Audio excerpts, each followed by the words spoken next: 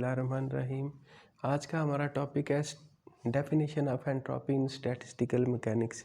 आपको याद होगा कि थर्मोडायनामिक्स में जो हमने एंट्रोपी की डेफिनेशन जहाँ से हम कर सकते हैं वो ये इक्वेशन थी। और इस इक्वेशन में आप देखें कि यहाँ आपको चेंज इन एंट्रोपी नज़र आ रही है, एब्सोल्यूट वैल्यू ऑफ एंट्रोपी आपको नज़र नहीं आ रही। इसका मतलब ये हुआ कि आम हालात में जो थर्मोडायनामिक्स है वो चेंज इन एंट्रोपी तो हमें बताएगी, जैसा कि इंटरनल एनर्जी जो है उसकी चेंज बताती है हमें थर्मोडायनामिक्स। लेकिन एब्सोल्यूट वैल्यू ऑफ एंट्रोपी अगर आप जानना चाहें तो थर्मोडायनामिक फेलियर है। Thermodynamic is unable to define absolute, I mean to say कि भाई अगर आप एस कैलकुलेट करना चाहें तो थर्मोडायनामिक्स के पास इसका जवाब नहीं है। इसके लिए हमें स्टैटिस्टिकल मैकेनिक्स का सहारा लेना पड़ेगा। और आपको जैसे नाम से नज़र आ रहा है स्टैटिस्टिकल का मतलब शुमारियात, तो इसका मतलब है कि यहाँ हम चीज़ों को शुमार करेंगे, मालिक्यूल्स को शुमार करेंगे, बहुत माइन्यूट लेवल पे जाके हम गिनती करेंगे या गिनती में इंटरेस्टेड होंगे। अब इसकी एब्सोल्यूट वैल्यू ऑफ एंट्रोपी, इसकी जो एब्सोल्यूट वैल्यू है वो फाइंड आउट करने के लिए मुझे एक एग्जांपल से एक्सप्लेन करना पड़ेगा। फ़र्ज़ करें ये आपके पास एक बॉक्स है। इस बॉक्स के दो हिस्से हैं और इनके दरमियान एक परमिएबल मेम्ब्रेन लगा हुआ है। तो ये 6 मालिक्यूल्स हैं जो लेफ़्ट हाफ की तरफ हमें नज़र आ रहे हैं, 6 मालिक्यूल्स। अब हमने देखना है कि कितनी पॉसिबल अरेंजमेंट्स हैं या कितनी पॉसिबल उन्हें कहेंगे कि एक्सेसिबल मीन जो हमारे बस में है स्टेट्स, कितनी स्टेट्स हमारे बस में है।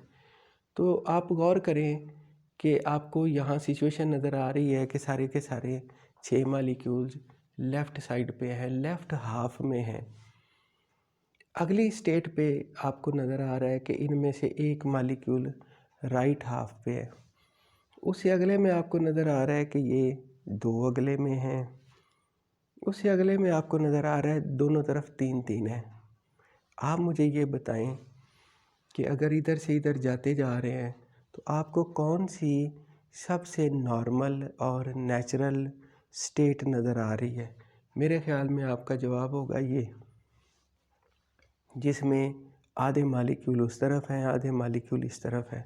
यानी अगर मैं 6 के 6 मालिक्यूल एक तरफ करूं और उसके बाद मैं इसे छोड़ दूं और मैं इंतज़ार करूं कि भाई ये वक्त गुज़रने के साथ साथ जो है ये किस पोजीशन में जाने की कोशिश कर रहा है, तो आप देखेंगे कि ये मोस्ट फेवरेबल कंडीशन है।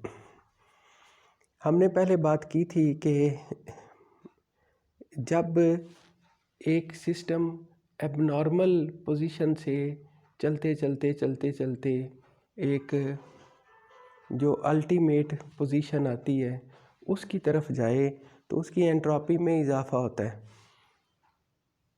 वक्त के साथ साथ एंट्रोपी में इजाफ़ा होता है। इसको एक और तरीके से भी बयान कर लेते हैं कि फ़र्ज़ करें इधर आपके पास टेम्परेचर हाई है, इधर टेम्परेचर लो है, तो हीट अवेलेबल है आपके पास। इन दोनों टेम्परेचर्स के दरमियान हीट अवेलेबल है। अगर आप इनका थर्मल कांटेक्ट करें तो हीट इधर से इधर जाती जाएगी। हीट की अवेलेबिलिटी जो है शुरू में ज़्यादा है और शुरू में एंट्रोपी कम है। वक्त गुजरने के साथ साथ हीट इधर जाती जाएगी। अल्टीमेटली जब इन दोनों के टेम्परेचर बराबर हो जाएंगे तो आप कहेंगे अवेलेबिलिटी ऑफ हीट क्या है? कम। और एंट्रोपी क्या है? मैक्सिमम। यानी मैक्सिमम एंट्रोपी कब होगी? जब ये दोनों टेम्परेचर एक जितने हो जाएंगे। इसका मतलब ये हुआ कि यहाँ अगर आप इधर देखें तो इधर मैक्सिमम एंट्रोपी कब होगी? जब यहाँ दोनों तरफ मालिक्यूल्स की तादाद एक जितनी हो जाएगी। अगर आप उस डेफिनेशन को सामने रखते हुए उसकी रोशनी में यहाँ देखना चाहें। अच्छा, ज़रा ये देखें ये जब 6 के 6 मालिक्यूल एक तरफ थे, इधर कुछ नहीं था, तो उस वक़्त एक्सेसिबल स्टेट्स क्या थी, उसका ये फार्मूला आप यूज़ करेंगे कि ऊपर टोटल नंबर ऑफ़ मालिक्यूल्स का फैक्टोरियल लिखेंगे, नीचे लेफ़्ट हाफ पे जो मालिक्यूल्स हैं उन्हें हमने N1 से डिनोट किया हुआ है, उनका फैक्टोरियल लिखेंगे। उसके बाद यहाँ राइट हाफ में जो मालिक्यूल्स हैं उनका फैक्टोरियल यहाँ लिखेंगे। तो यहाँ गौर करें कि 6 के 6 मालिक्यूल टोटल इधर हैं, 6 के 6 लेफ़्ट में है, यहाँ राइट में 0 है यहाँ, तो इसको सिंप्लीफाई करें तो आपके पास 1 आएगा। वैसे भी आप गौर करें, अगर सारे 6 के 6 मालिक्यूल्स एक तरफ हों और दूसरी तरफ कुछ ना हो, तो यही एक ही स्टेट हमें नज़र आ रही है। जो एक स्टेट हमें नज़र आ रही है इस वक्त, यही स्टेट पॉसिबल है। लेकिन अगली स्टेज में अगर आप देखें कि 6 मालिक्यूल टोटल हैं, इधर 5 है, इधर 1 है, तो अब अगर आप इन्हें सिंप्लीफाई करें तो आपके पास आंसर आएगा 6। अब आप इसको विजुअलाइज़ करने की कोशिश करें कि ये 6 आंसर क्यों आएगा। मैं आपसे ये कहता हूँ कि ये 6 मालिक्यूल हैं, इनमें से आप पहले मालिक्यूल को उधर रख सकते हैं, बाकी 5 इधर हो सकते हैं, एक स्टेट हो गई। फिर मैं ये कहूँ कि नहीं, पहले को नहीं, आप दूसरे को उधर कर दें, बाकी 5, पहला और तीसरा, चौथा, पांचवा, छठा, उन्हें इधर कर दें, दैट इज़ अनदर स्टेट। उसके बाद मैं अगर कहूँ कि तीसरे मालिक्यूल को इधर रहने दें, इधर ले जाएं, बाकियों को इधर रहने दें, वो एक और स्टेट है। चौथे को इधर ले जाएं, बाकियों को इधर रहने दें, पांचवें को इधर ले जाएं, बाकियों को इधर रहने दें, छठे को इधर ले जाएं, बाकियों को इधर रहने दें। तो आपके सामने 6, इस पिक्चर में 6 पॉसिबल स्टेट्स हैं कि कभी आप एक को उधर ले जाएं, बाकियों को इधर, कभी दूसरे को उधर, बाकियों को इधर। तो इस तरह से यहाँ 6 पॉसिबल स्टेट्स हैं। यहाँ एक पॉसिबल स्टेट है कि सारे के सारे 6 एक तरफ ही हैं। तो तरतीब इससे, इसके अलावा कोई और हमें नज़र ही नहीं आ रही, यही सूरत हाल हमें नज़र आ रही है। तो यहाँ एक स्टेट है, यहाँ 6 हैं। यहाँ अगर आप 2 को ले जाएं, कभी आप पहला दूसरा लेके जाएंगे, कभी पहला तीसरा, कभी पहला, तो वो जब आप सारी कैलकुलेशंस करेंगे तो ये सिंपल सा फार्मूला हमारे पास है जो हमने अप्लाई किया, तो आंसर दोनों सूरतों में एक ही आएगा। जब 3 इधर और 3 इधर होंगे तो ये 20। आप देखें कि इधर से इधर जाते हुए हमने अभी डिस्कस किया कि एंट्रोपी बढ़ रही है। एंट्रोपी बढ़ रही है तो क्या यहाँ एक्सेसिबल स्टेट्स, यहाँ 1 थी, यहाँ 6 थी, यहाँ 15 थी, यहाँ 20 थी, तो क्या ये बढ़ती नहीं जा रही। अब इससे ज़रा आगे जाएं, इससे आगे कैसे कि ये 3 है, 3 है, कुछ देर बाद इधर आप 2 समझें, इधर 3, इधर 4 समझें, फिर इधर 1 समझें, इधर 5 समझें, इधर 0 समझें, इधर 6 समझें, तो ये सूरत हाल यहाँ उसका एक रेप्लिका बन जाएगा। ये आगे इस तरह से सूरत हाल बनेगी। तो अगर आप इसे ग्राफिकली प्रेजेंट करना चाहें तो ये W जो है, ये एक्सेसिबल स्टेट्स को आप वाई एक्सिस के अलॉन्ग लिखें, और परसेंटेज जो है ना, परसेंटेज जो N1 की परसेंटेज है उसको एक तरफ रखें। यानी ज़ाहिर है ये 6 मालिक्यूल्स की एग्जांपल आपको दी गई है, ये समझाने के लिए दी गई है। रूटीन में तो ऐसा नहीं होगा, रूटीन में तो यहाँ बहुत सारे मालिक्यूल होंगे जो आपके लिए गिनना भी मुमकिन तो होता है, खैर मालिक्यूल आप गिन सकते हैं, लेकिन बहुत ज़्यादा मालिक्यूल्स होंगे। ये 6 सिर्फ आपको समझाने के लिए, और जब बहुत ज़्यादा होंगे तो आप परसेंटेज में कहेंगे कि भाई 100% इधर है, इधर 0% है, फिर इधर 75 है, इधर 25 है, इधर करते करते ये 50-50 दोनों तरफ है। तो अगर ये परसेंटेज आप एक तरफ रखें और W एक तरफ रखें, तो अभी इस सिचुएशन में जो हालात हैं वो कोई ऐसे बनेंगे। ये 50% जो है उस पे मल्टीप्लिसिटी मैक्सिमम आएगी, और उससे जब नीचे आप आ रहे हैं तो ये मल्टीप्लिसिटी जो है वो कम होती जा रही है, या एक्सेसिबल स्टेट कम होती जा रही है। आप गौर फरमाएं तो ये ग्राफ जो है ये इतना शार्प यहाँ कर्व नहीं बन रही, लेकिन आप अगर ये एग्ज़ाम्पल 6 मालिक्यूल्स की बजाय कोई 100 मालिक्यूल्स ले लें, कोई ज़्यादा नंबर ऑफ़ मालिक्यूल्स लें, तो फिर पता क्या होगा, फिर आप देखेंगे कि 50% पे जाके पीक जो है वो बड़ी ज़्यादा शार्प होगी लाइक दिस, और इससे इधर जाके इस तरह कम होती जाएंगी और इधर भी जाके इस तरह कम होती जाएंगी। तो यानी जब आप तादाद बढ़ाएंगे इन मॉलिक्यूल्स की तो शार्पनेस ऑफ पीक क्या हो जाएगी, बढ़ जाएगी। अब हम अगर गौर करें तो यहाँ हमारे पास एक्सेसिबल स्टेट कम थी, वक्त गुजरने के साथ साथ यहाँ जाके मैक्सिमम हो गई, और यहाँ जाके आपको वैसे भी नज़र आ रहा है कि एंट्रोपी भी मैक्सिमम है। इसका मतलब है कि एंट्रोपी की एक्सप्रेशन अगर मैं ढूंढना चाहूँ तो मुझे ये तो पता है कि ये एंट्रोपी जो है ये नंबर ऑफ़ स्टेट्स के डायरेक्टली प्रोपोर्शनल है, लेकिन यहाँ हम क्या करेंगे कि नंबर ऑफ़ स्टेट्स के डायरेक्टली प्रोपोर्शनल की बजाय हम कहेंगे कि नंबर ऑफ़ स्टेट्स के लॉग के डायरेक्टली प्रोपोर्शनल है। ये लॉग हम क्यों ले रहे हैं यहाँ? लॉग हम इसलिए ले रहे हैं कि आपने देखा जब मॉलिक्यूल्स की तादाद आपने बढ़ाई तो ये शार्पनेस बहुत ज़्यादा बढ़ गई।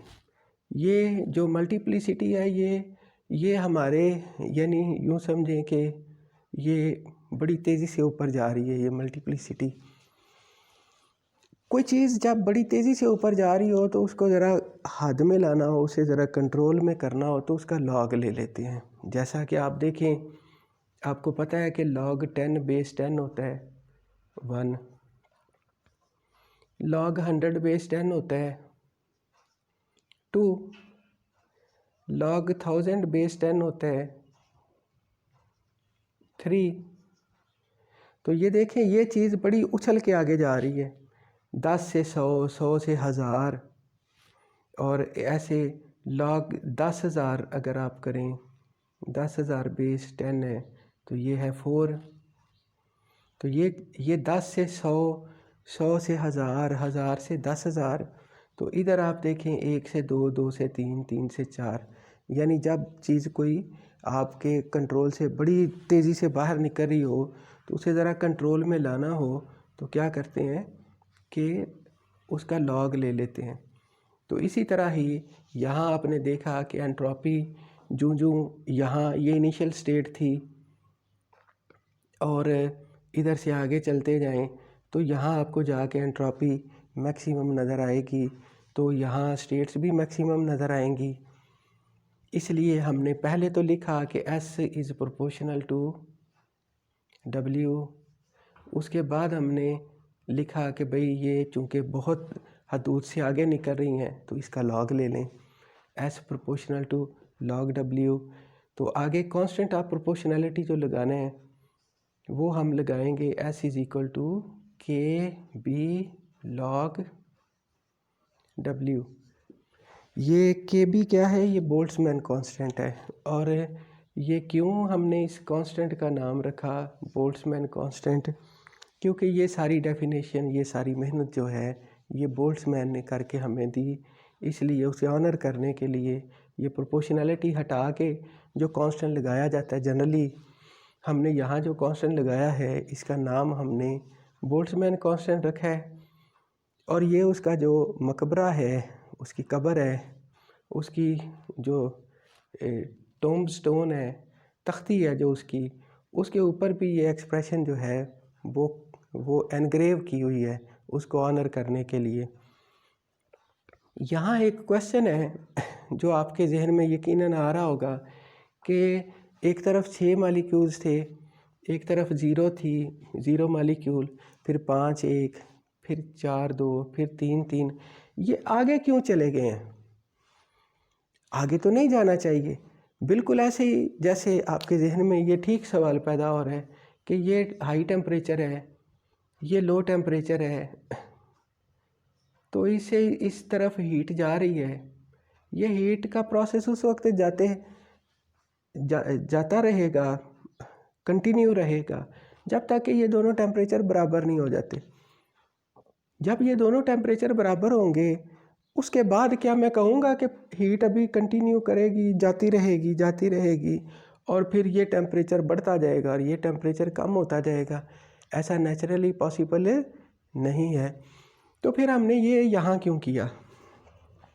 ये क्वेश्चन सोचने वाला है कि भाई एक तरफ 6, एक तरफ 0, 6, 5, 1, 4, 2, 3, 3, यहाँ कहानी ख़त्म हो जानी चाहिए। आगे क्यों चल रहे हैं? इन 3 के 2 क्यों कर दिए हैं इधर 4, 1 क्यों कर दिया इधर 5, 0 क्यों कर दिया इधर 6? ये आगे जाने वाली बात जो है ये समझ में नहीं आ रही, ये हज़म नहीं हो रही।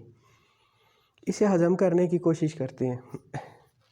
आप ज़रा मुझे ये बताएं, इधर से इधर जाते हुए स्टेट्स बड़ी, एंट्रोपी बड़ी, इसका मतलब है कि एंट्रोपी इन स्टेट्स के प्रोपोर्शनल है, इसमें कोई शक नहीं है। स्टैटिस्टिकल मैकेनिक्स की एक पास्टुलेट है, बड़ा बेसिक पास्टुलेट है। वो ये पास्टुलेट है कि all states are equally probable. All states are equally probable. हर स्टेट जो है वो उसको जीने का हक बराबर है। ये एक बड़ी अच्छी पास्टुलेट है इसकी, स्टैटिस्टिकल मैकेनिक्स की। तो बताएं, आपके जहन में अब ये बात आ रही होगी कि इधर 6 इधर 0, इसको भी उतना हक हासिल है। इधर 5 इधर 1, इसको भी उतना हक हासिल है। इधर 4 इधर 2, इक्वली प्रोबेबल। इधर 3 3, ओके। तो फिर वाई नॉट 2 4 1 5 0 6, ये भी उस पास्टुलेट के मुताबिक, तो ये भी फिर पॉसिबल है। लेकिन नेचुरली तो ऐसी बात कोई नहीं है। तो अगर आप ये ग्राफ इस बात का जवाब देगा, ये जो हमारे जहनों में क्वेश्चन पैदा हो रहा है, ये ग्राफ इसका जवाब देगा। इस ग्राफ में आप देखें कि कहाँ मल्टीप्लिसिटी मैक्सिमम है। ये देखें 50-50 पे, जब ये 3-3 वाली स्टेट है।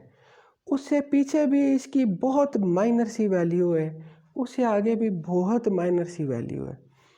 इसका मतलब है कि असल जो चीज़ है वो इस 50-50 पे है, उससे पीछे भी बहुत इतनी माइनर सी वो प्रोबेबिलिटी है या एक्सेसिबल स्टेट इतनी माइनर सी हैं कि हम उन्हें ख़ातर में ही नहीं लाते।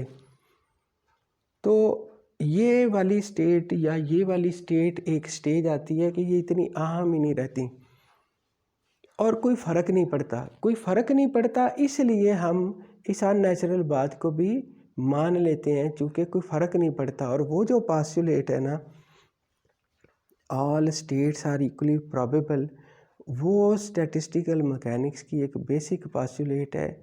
वो बहुत सारे, ठीक है, इस एनवायरनमेंट में हमारी रिजर्वेशंस हैं, लेकिन वो बहुत ज़्यादा और जगहों पे वो हम पास्टुलेट इस्तेमाल करते हैं। और यहाँ भी इसीलिए इस्तेमाल कर रहे हैं, इसीलिए इस चीज़ को ज़ेरे गौर ला रहे हैं कि इसकी वैल्यू ही कोई नहीं। ये देखें, ये इसकी शार्पनेस जो है वो कितनी, फॉर एग्ज़ाम्पल ये मैंने कहा था ना, ये थोड़े मालिक्यूल्स के लिए ये सूरत हाल है। 20 और 15 और 16, ये इनका फ़र्क इतना सिग्निफिकेंट नहीं है।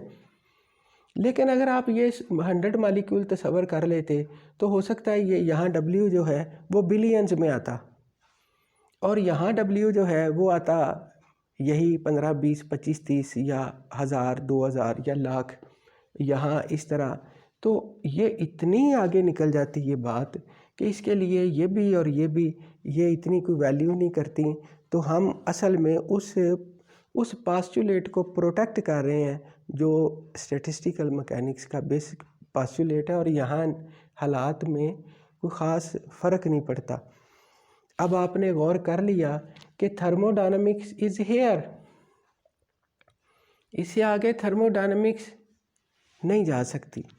इससे आगे आप एब्सोल्यूट वैल्यू ऑफ एंट्रोपी, यहाँ कोई चेंज इन एंट्रोपी लिखा हुआ है? नहीं लिखा हुआ। यहाँ एब्सोल्यूट वैल्यू ऑफ एंट्रोपी लिखा हुआ है।